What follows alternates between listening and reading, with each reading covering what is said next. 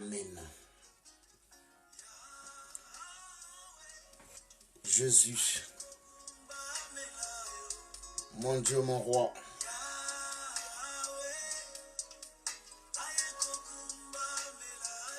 Merci Seigneur. Merci pour tes hauts faits. Merci pour ta grâce dans nos vies. Peuple de Dieu, les winners de l'Éternel,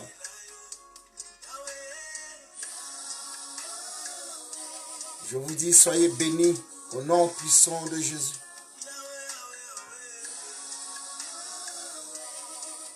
Un soir pas comme les autres.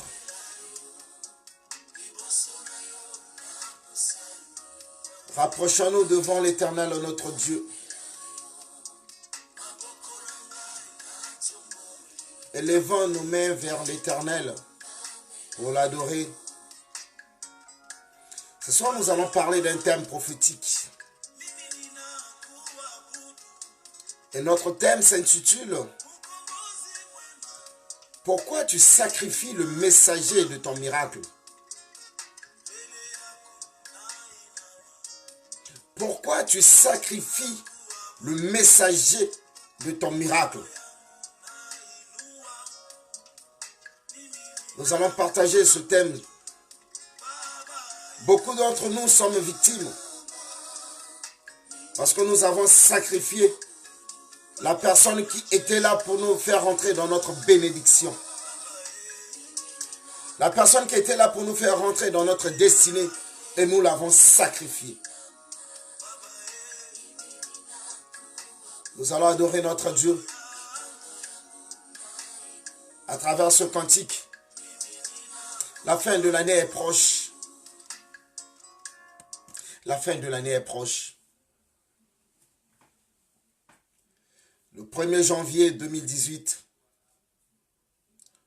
dans 20 jours ou dans 21 jours, ce sera le 31 décembre 2018. Qu'est-ce que nous avons fait? Est-ce que le Seigneur ne nous a pas parlé? Est-ce que Dieu ne nous a pas visités? Nous sommes tous les créatures de Dieu. Tous créatures de Dieu. Mais nous ne sommes pas tous les enfants de Dieu. Pour être enfant de Dieu, il faut avoir accepté Jésus-Christ comme Seigneur et Sauveur. Mais le thème de ce soir s'intitule, comme je vous ai dit d'entrée, « Pourquoi tu sacrifies le messager de ton miracle ?» Je vous invite à prendre vos Bibles si vous en avez. J'ai toujours demandé aux gens d'avoir la Bible en version papier. Parce que pour nous, les chrétiens, c'est notre constitution. La Bible est notre constitution. Notre constitution, c'est la Bible. Des gens de ce monde, dans des différents pays, il y a des constitutions. Mais pour nous, les chrétiens, c'est la Bible. Nous allons partager l'histoire d'un homme que nous connaissons tous. L'histoire de Joseph. Et la partie qui va nous intéresser, ce sera le chapitre 40. Où Joseph était en prison. Joseph était en prison. Dieu qui sait tout, qui connaît tout, qui voit tout, omniscient, omnipotent, il va envoyer vers Joseph 2 personnes. Un qu'on appelle les chansons et un autre qu'on appelle le panetier. Les chansons, c'est celui qui servait du vin et le panetier, c'est celui qui servait du pain. Et la Bible nous fait comprendre à travers ce passage que Joseph va nouer des liens d'amitié avec eux. Eux, ils étaient au service du roi. Ils étaient au service de Pharaon. Ils vont faire une erreur que nous ne connaissons pas. Mais ils vont se retrouver dans la même prison que Joseph. Frère, toi qui me regardes ou toi qui me regarderas, Tu rencontreras en face de toi des gens qui peuvent être dans la même situation que toi. Mais ça ne veut pas dire que vous avez la même genèse. L'historique de tout un chacun est très différent. Joseph n'était pas issu de la maison royale pour être en prison. Il était chez Potiphar. Mais conditions vont faire à ce qu'il se retrouve dans une prison où c'est des hauts dignitaires, où c'est des gens gradés, ou des gens qui ont une certaine valeur. La situation peut-être que tu traverses, tu te dis j'ai rien, tu te dis il y a des choses qui ne vont pas, mais en face de toi, il y a une personne qui peut passer les mêmes étapes que toi. Mais cette personne-là peut être la clé de ta solution. Dieu n'a pas quitté le ciel pour venir parler à Joseph, mais il va envoyer des messagers. Parfois, ça nous arrive dans la vie de rencontrer certaines personnes qui vont devenir nos amis, nos connaissances. Mais c'est nos messagers. Apprenons de leurs erreurs. Joseph va apprendre des erreurs des autres. Joseph n'a jamais su comment se comporter devant le roi. Les gestuels, le comportement, le management, stratégie et autres, Joseph n'a jamais appris ça. Mais c'est en côtoyant les gens qui étaient au service du roi qu'il va apprendre certains secrets. Il va apprendre certaines choses. Joseph n'a pas dénigré l'autre. Tu te dis, parfois nous nous disons, toi tu n'as rien, qu'est-ce que tu peux me donner? Tu traverses les mêmes situations que moi, je suis plus que toi. Non. Il faut savoir se taire. Joseph va se taire. Il ne veut pas juger l'autre. Mais il va commencer à sympathiser, à échanger, à apprendre. Parce qu'on apprend de nos erreurs. Et on apprend aussi des erreurs des autres. Quand tu arrives dans un pays, tu apprends en regardant les autres.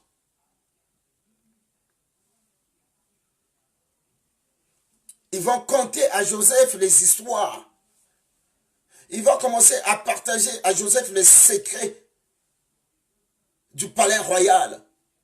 Comment est-ce que les gens se comportent en face de Pharaon? Comment est-ce que les gens s'habillent en face de Pharaon? L'allocution, tout. Et Joseph va commencer à se taire. Quel est notre comportement? Quelle est notre attitude? Parfois, parmi nous, il y a des gens aujourd'hui qui sont en train peut-être de diriger nos pays, ou il y a des gens parmi nous qui sont en train peut-être de manager dans les entreprises où nous travaillons. Parfois, il y a des gens parmi nous qui sont élevés. Au lieu d'apprendre de leurs erreurs, nous sommes en train de les sacrifier. N'est-ce pas, la Bible nous dit en Proverbe 18, 21, que la mort et la vie sont au pouvoir de la langue. Nous pouvons en tuer avec nos langues, nous sacrifions avec nos langues, nous condamnons avec la langue. Au lieu d'apprendre pour dire, d'accord, si un jour je me mettais à sa place, ce qu'il a fait comme une erreur, je ne veux pas la faire. Mais nous, on est là, toujours à juger, à juger, à juger. Joseph ne va pas juger le panetier ni les chansons. Mais nous passons notre temps, nous passons notre vie à juger les autres. J'aurais fait mieux, j'aurais fait mieux, j'aurais fait mieux. Mais apprenons. Ils ont commis des erreurs, c'est pour que nous puissions apprendre. Que nous puissions aller de l'avant. Que nous puissions devenir des gens matures. Des vrais entrepreneurs, des vrais dirigeants. Quelle est notre attitude? Le Seigneur permet certaines choses pour que nous, qui sommes ses enfants, Il y a des gens qui commencent, il y a des gens qui terminent. Samson va commencer la guerre, Jésus-Christ va venir pour l'achever. Quelle est notre attitude? Surtout dans nos pays. À l'heure actuelle, nous accusons tout le monde, toutes les autorités, tous les chefs d'entreprise, tous les hauts dignitaires, tous ceux qui sont élevés en grade, nous les accusons. Au lieu d'apprendre de leur erreur. Pour dire un jour, ce genre de choses, je ne veux pas le faire. Nous les accusons. Nous les accusons. Joseph va commencer à se taire.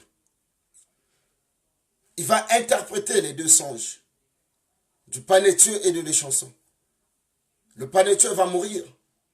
L'échanson va retrouver son travail. Quand tu rencontres quelqu'un, quand tu es en face d'une personne, tu attends à ce que vous puissiez nouer des liens d'amitié. Joseph va dire à cette personne, souviens-toi de moi quand tu sortiras d'ici. Il y a des amis avec qui nous étions ensemble, que ce soit au collège, au lycée ou encore dans les moments de galère. Mais dès qu'ils ont pu avoir un morceau de pain, ils nous ont oubliés. Ils nous ont abandonnés. Ils nous ont dit non, nous ne pouvons plus marcher ensemble. Parce qu'on n'a plus le même statut. Et la société ne nous voit pas comme les mêmes personnes. Joseph va dire, souviens-toi de moi.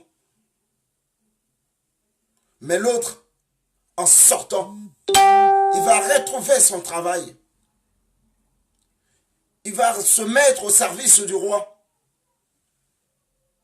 Et toi, tu es là, dans la même prison, en ayant le même statut. N'est-ce pas, parfois quand tu étais jeune, tu avais des amis, filles comme garçons, avec qui vous avez galéré ensemble. Mais aujourd'hui, certains d'entre eux ont devenu des hommes de ton pays. Ils sont élevés.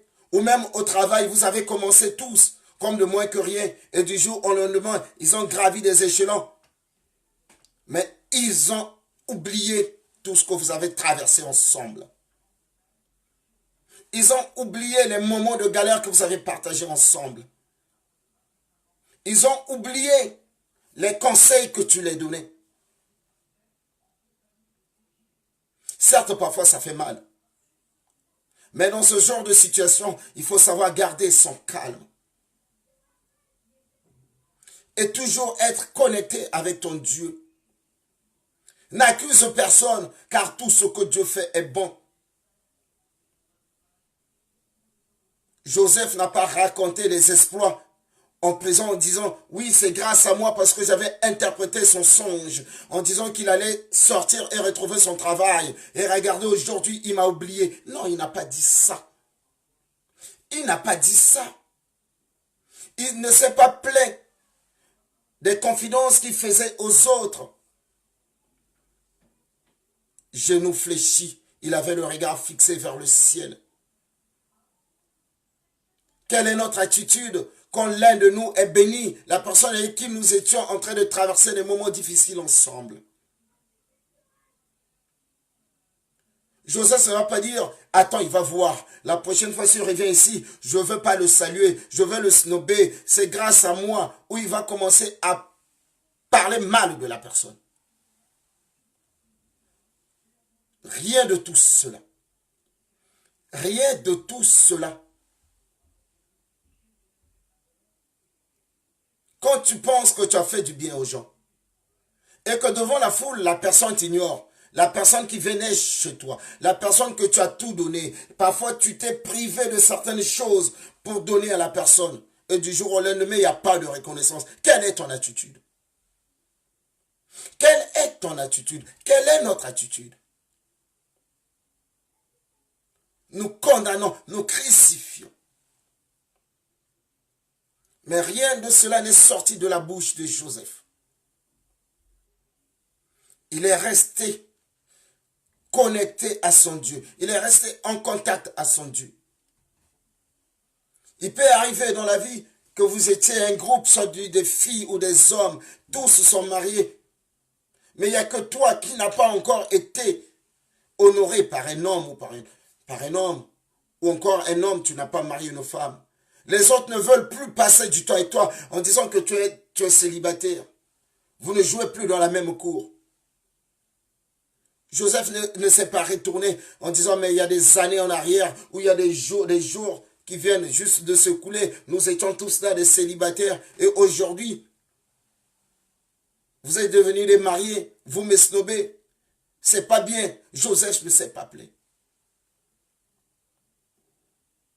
Il apprenait des erreurs des autres. Il a appris des erreurs des autres. Que les situations que les autres traversent aujourd'hui, surtout ceux qui ont précédé ta gloire, que ces situations-là te servent de leçon. Pour qu'un jour, quand tu rentreras dans ta gloire, que tu saches comment faire et comment te comporter. Quelle attitude avoir.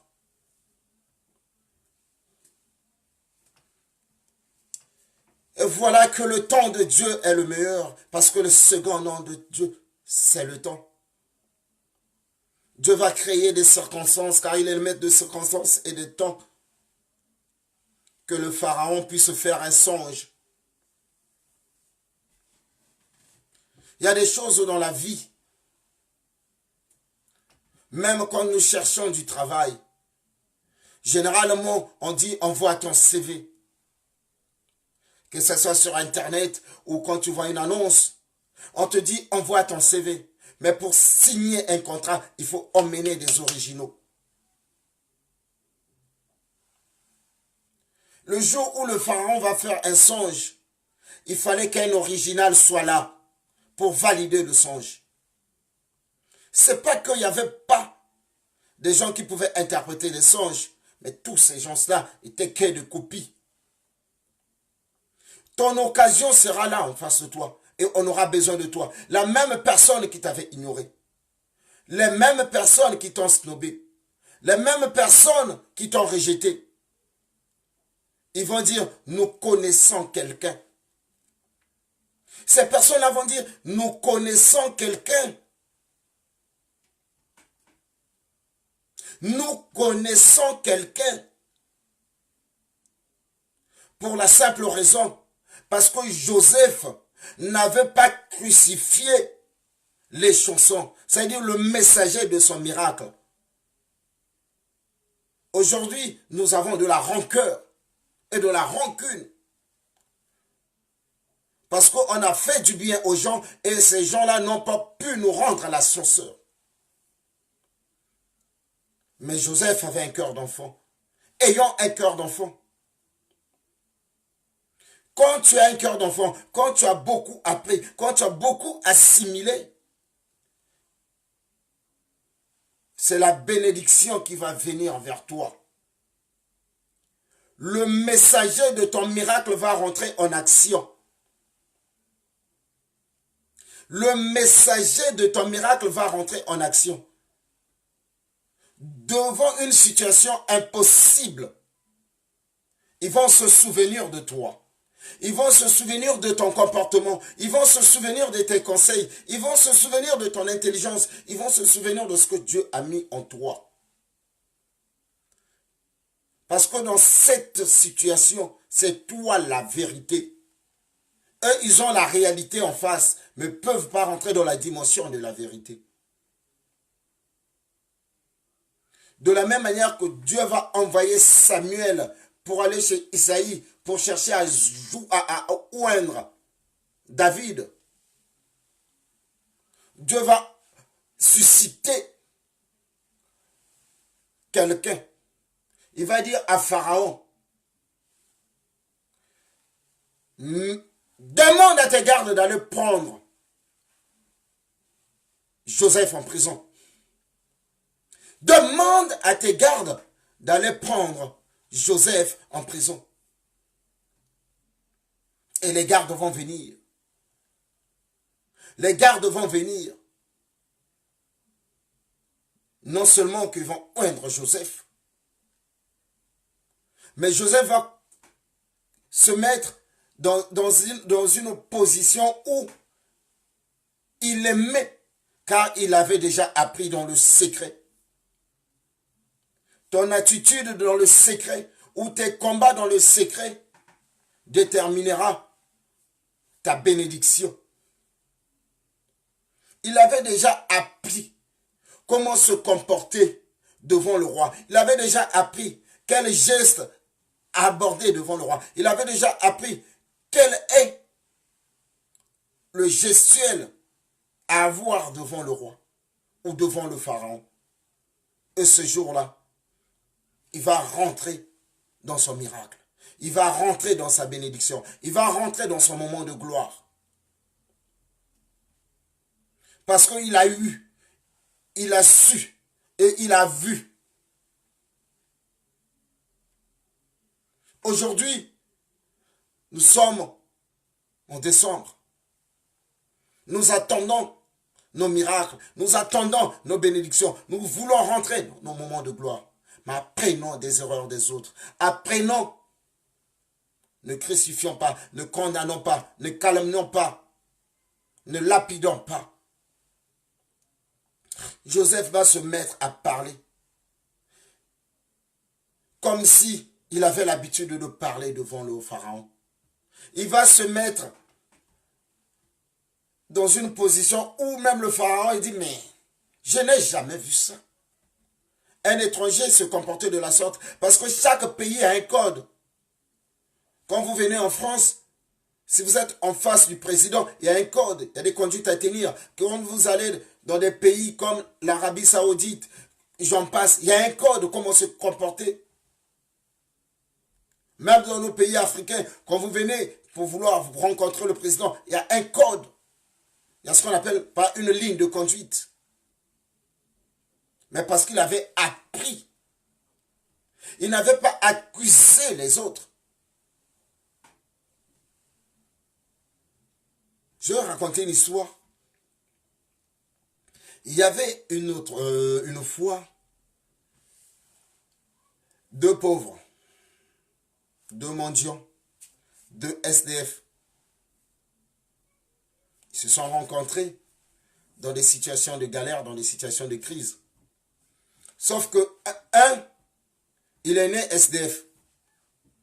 C'est-à-dire que sa maman était SDF. Sa maman a couché SDF. Il a grandi SDF. Et il est devenu SDF. Alors que l'autre, il était un ingénieur. Un ingénieur. Et les conditions de la vie ont fait qu'il va tout perdre. Et il va devenir SDF. Et quand ils discutaient les deux, celui qui est né SDF, qui est toujours SDF, disait à l'autre, tu ne peux rien m'apprendre de la vie. Parce que tu es SDF comme moi. Et l'autre se mettait à rire. Pour vous dire qu'on peut passer. En ce moment, nous pouvons traverser les mêmes difficultés.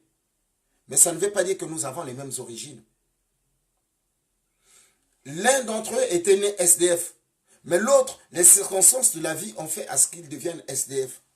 Car avant tout, il était un ingénieur.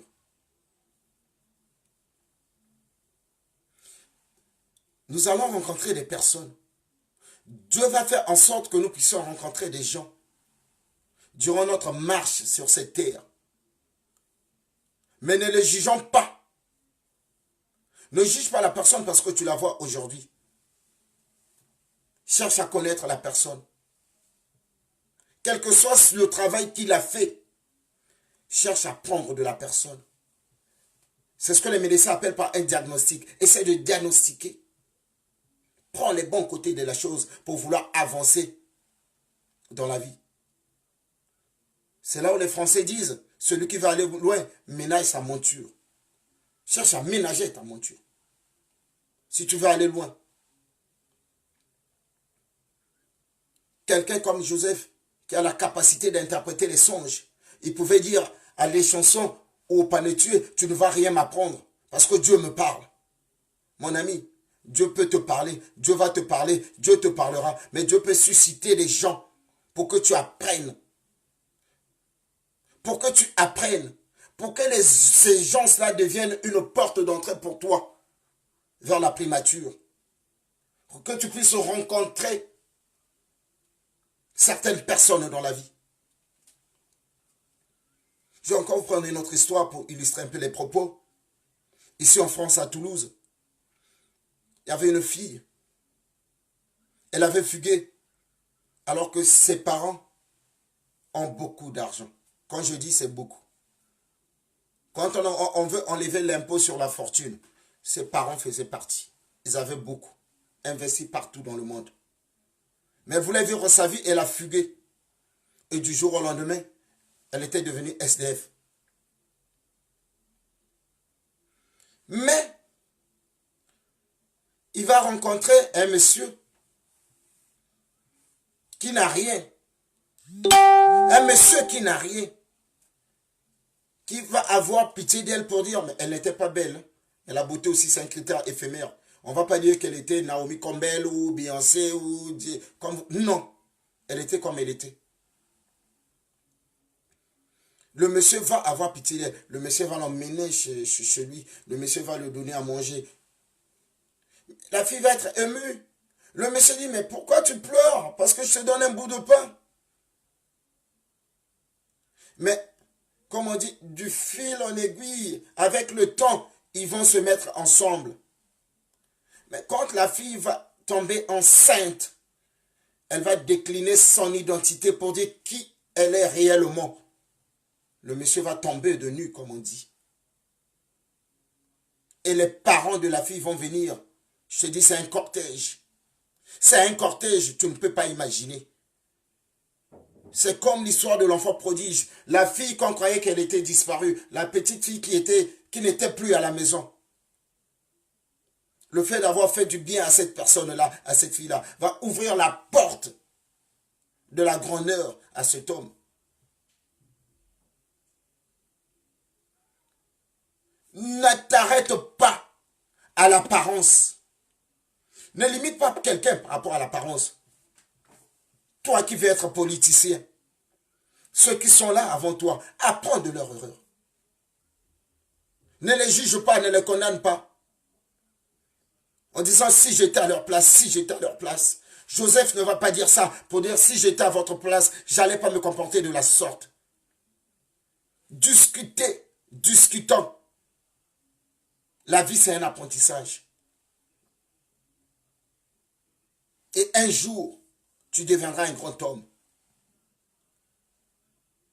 Aujourd'hui, nous parlons des téléphones. Aujourd'hui, nous parlons des avions. Aujourd'hui, nous parlons des ordinateurs. Il y a toujours quelqu'un qui commence. Il y a toujours quelqu'un qui commence. C'est là où, en entrepreneuriat, on parle de projet d'innovation. Il faut parfois créer, il faut parfois innover. Il y a ceux qui créent, il y a ceux qui innovent.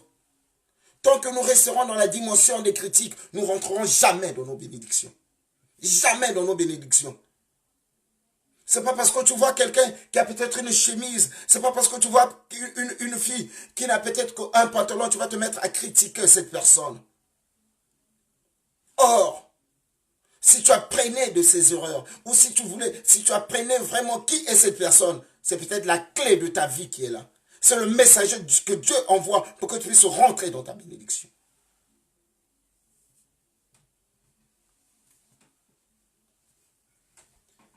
Nous allons finir l'année. Nous allons rentrer en 2019. Essaie de faire une analyse rétrospective de ta vie. Est-ce que toutes les personnes que tu as rencontrées en 2018 ne pouvaient rien t'apporter?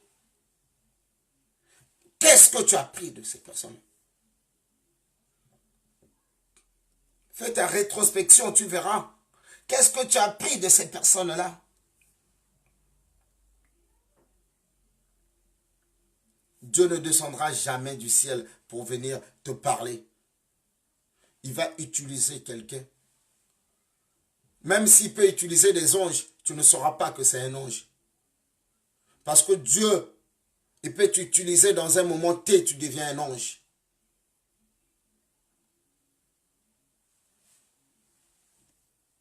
C'était le message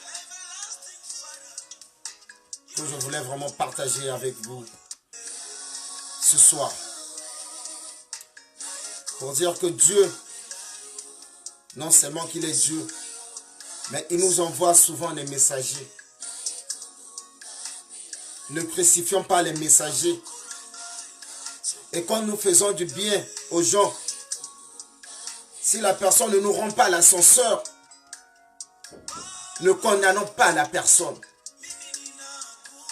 Parce que la mort et la vie sont au pouvoir de la langue. Il y a des gens aujourd'hui qui ont une rancune. Tu prends ton cœur. Là où Dieu dit, il siège dans ton cœur, il est là. Tu vas prendre quelqu'un, tu vas l'enfermer dans ton cœur, soit disant que tu avais fait du bien à la personne et que la personne n'a pas pu te rendre l'appareil. Et tu l'as enfermé, il est là.